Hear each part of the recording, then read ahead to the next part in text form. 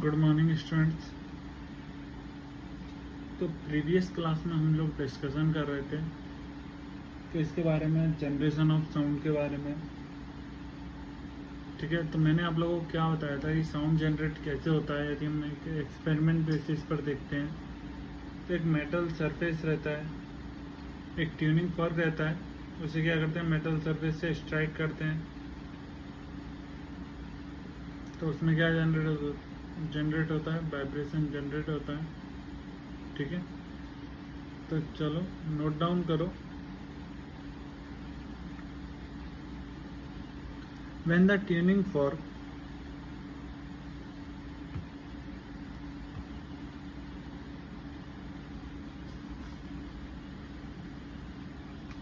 when the tuning fork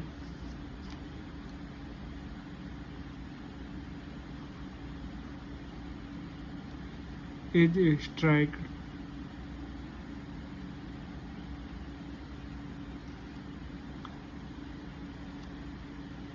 on a surface, on a rough surface,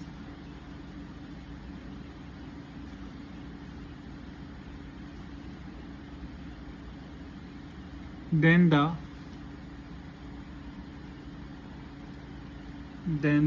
vibrations are generated.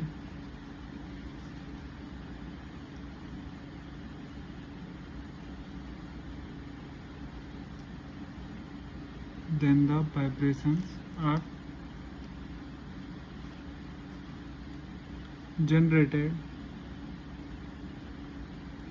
ठीक है, these vibration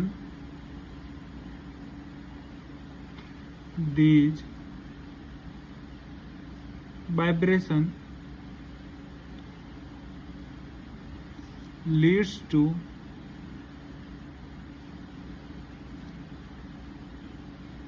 generation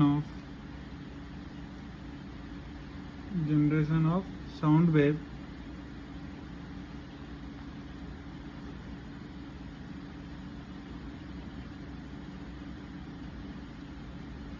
these vibration leads to generation of sound wave.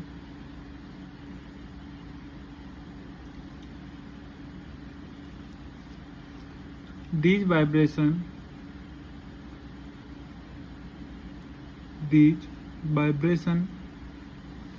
are generated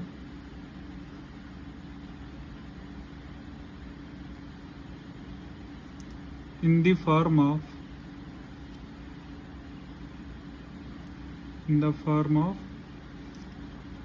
first compression,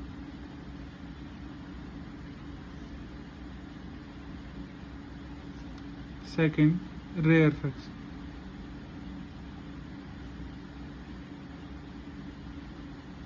पहला कौन सा, compression, और second कौन सा, rarefaction. ठीक है,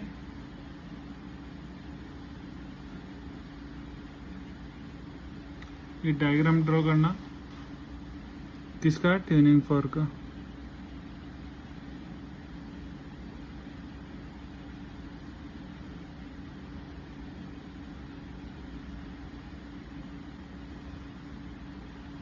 इन दोनों को हम क्या बोलते हैं, प्रोंग्स। इन दोनों को क्या बोलते हैं, प्रोंग। ठीक है, ये पूरा डिवाइस क्या कहलाता है, ट्यूनिंग फॉर्क।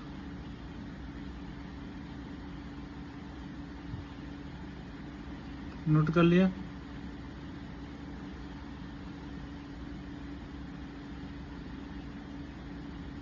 नोट कर लिया। नेक्स्ट लिखो, working of tuning fork. Working of tuning fork.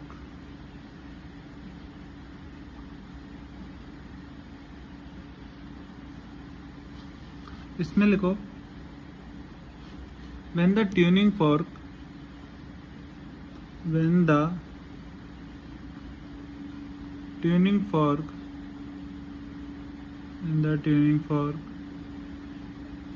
is struck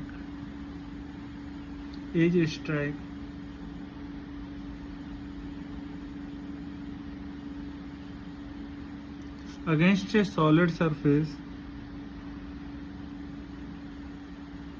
against a solid surface,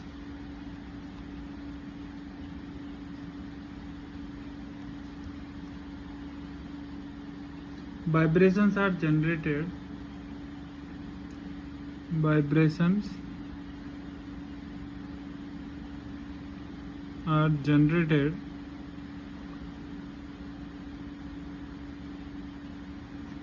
ठीक है। तो फर्स्ट लिखना अब इसमें कंप्रेशन, फर्स्ट कौन सा लिखोगे, compression.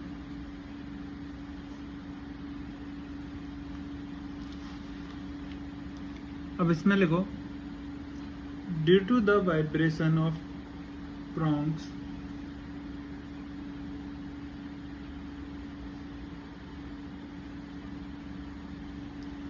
due to the vibration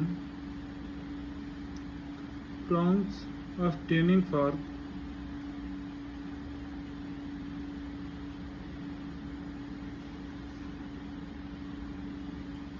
due to the vibration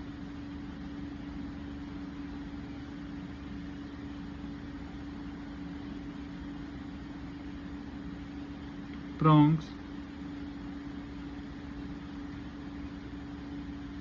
start to vibrate,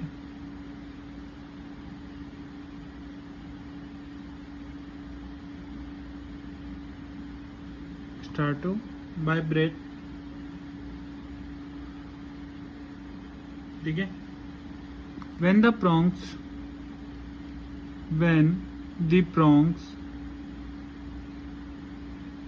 are moving apart, and the prongs are moving apart from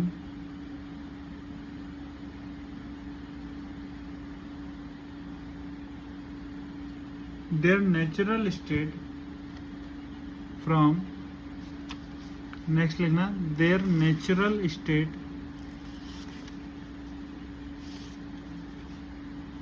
their natural state or position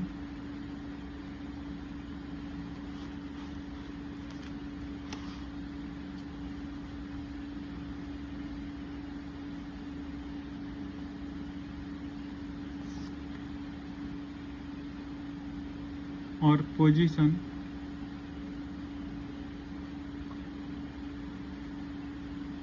ठीक है।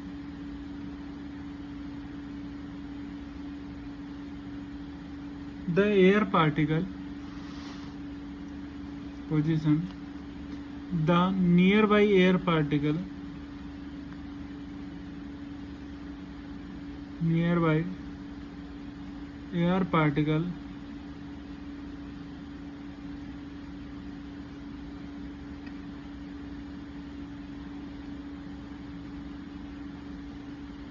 compress each other,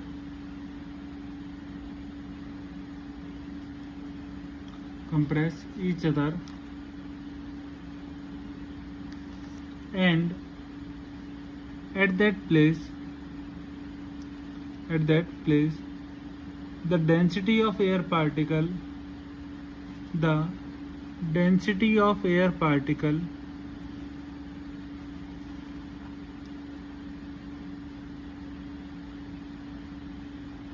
increase,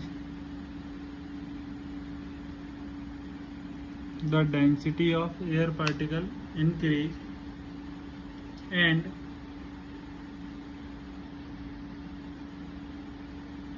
that is called compression, and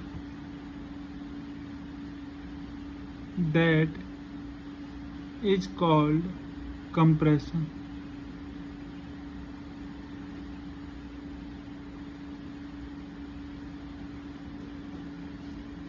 ठीक है, इसका diagram बनाओ। ये हमें tuning for given है किस पर, नेचुरल स्टेट पर, किस पर, नेचुरल स्टेट पर। तो जैसे ही ये ट्यूनिंग फॉर को हम क्या करेंगे, एक रफ सरफेस से क्या करेंगे, स्ट्राइक करेंगे, ये वाइब्रेट होना स्टार्ट होगा, vibrate after striking with rough surface, with rough surface. तो जैसे ही वाइब्रेट होना स्टार्ट होगा तो ये नेचुरल पोजीशन से कहाँ जाएगा, दूर जाएगा और पास आएगा। तो हम क्या सपोज कर रहे हैं, इस कंडीशन में कहाँ पर जा रहा है, दूर जा रहा है। ठीक है, तो जो नियर बाई एयर पार्टिकल है ये उन सब पर क्या अप्लाई कर रहा है, फोर्स अप्लाई कर रहा है, जिससे उन एयर पार्टिकल की डेंसिटी क्या होगी, इंक्रीज हो जाएगी। उनकी डेंसिटी क्या हो गई, इंक्रीज हो गई, और इसे ही हमने क्या नाम दे दिया, compression. Density of air particle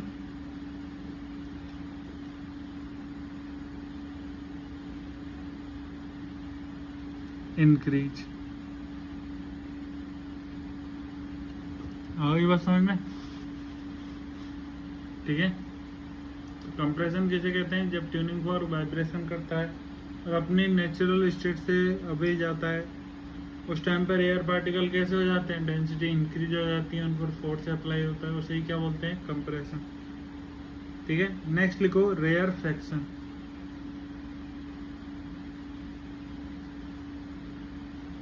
rare fraction.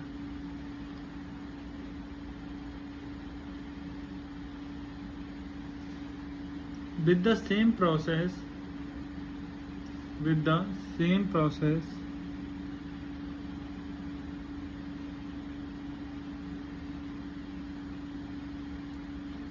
the same process, when the prongs, when the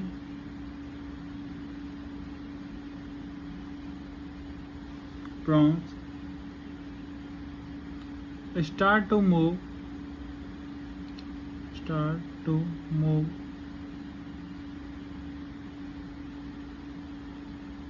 in inward direction,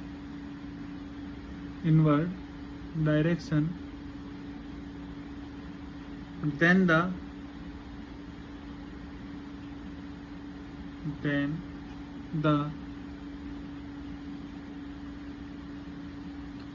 density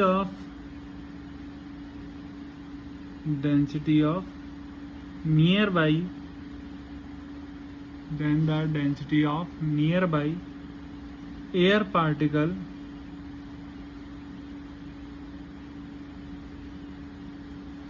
decrease,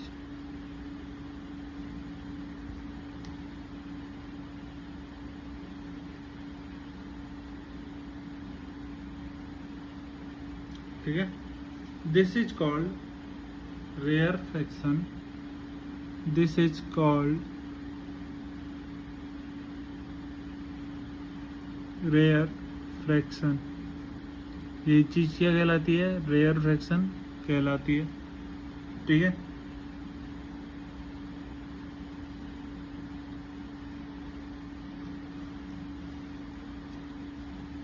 तो चलो इसका भी डायग्राम बना लो। ये हमें क्या गिवन है, ट्यूनिंग फॉर्क गिवन है, किस पर, नेचुरल स्टेट पर। और ये फिर क्या करेगा, वाइब्रेशन करेगा।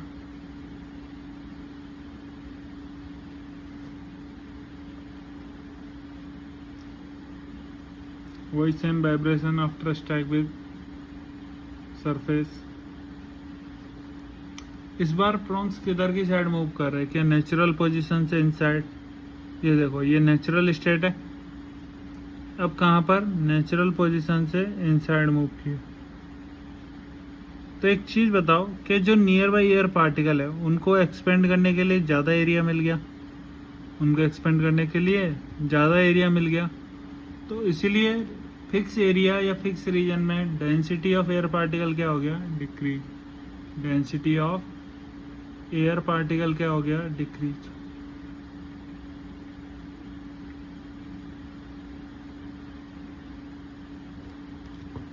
ठीक है,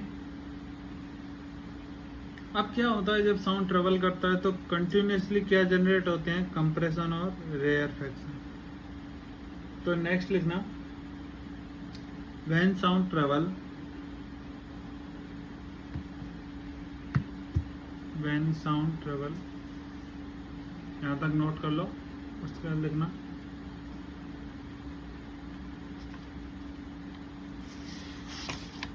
when sound travel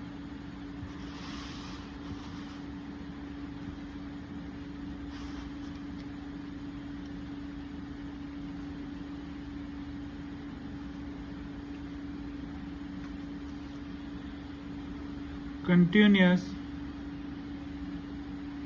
form of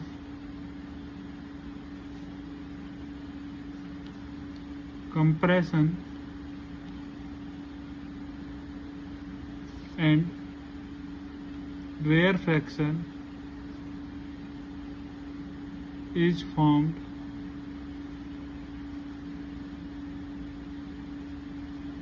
ठीक है। तो पहले मैं बना रहा हूँ कंप्रेशन।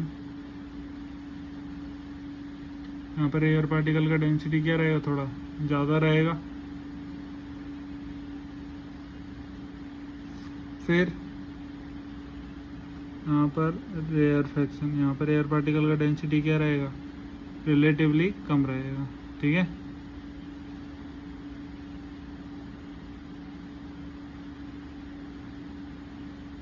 फिर कंप्रेशन,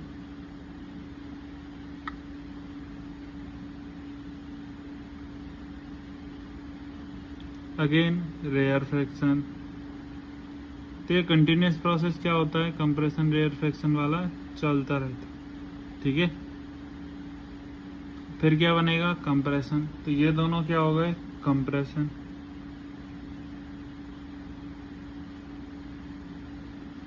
और ये दोनों क्या हो गए, रेयरफेक्शन।